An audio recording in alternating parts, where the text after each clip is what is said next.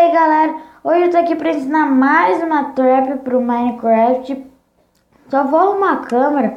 Essa trap, ela não é pra você trollar um amigo, só pra você pegar um mob mesmo, alguma coisa assim.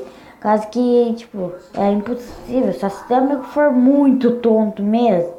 Ah, mas é o seguinte, ó.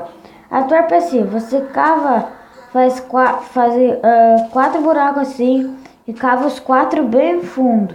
Aí, ó, bem fundo mesmo. Olha aqui. Galera, se vocês estiverem escutando algum tipo de barulho, me desculpem mesmo, tá bom? Daí tu pega a placa de pressão da cor que vocês quiserem, tanto faz, isso não importa. E TNT e areia. Areia daquela essa aqui, ó. Isso aqui. Daí pega, bota a TNT assim, bota a areia assim, bota a placa de pressão e tá pronta a trap, galera.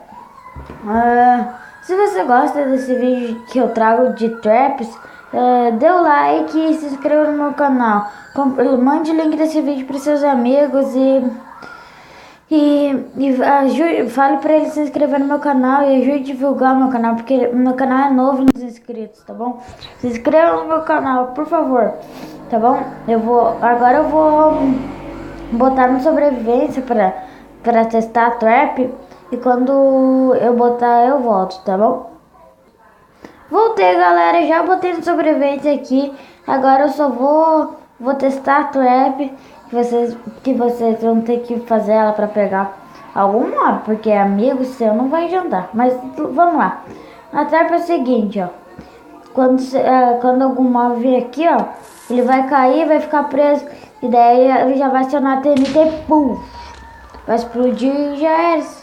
Essa é a trap, galera. Amanhã eu vou trazer um vídeo de outra trap. E eu não tô pensando. Nossa, tem um village ali que eu spawnei quando eu tava no Cracks, antes de começar o vídeo.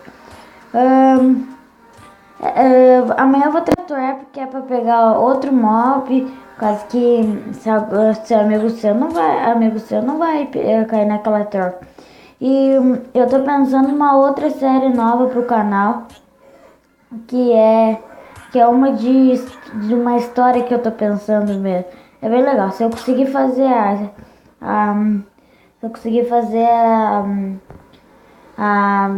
a série, vai ficar bem legal mesmo. Mas então é isso, galera. Se você gostou, dê o like, se inscreva no meu canal, ajude a divulgar meu canal pra mais amigos seus. E acho que é isso. Então é isso, galera. Valeu, falou e tchau!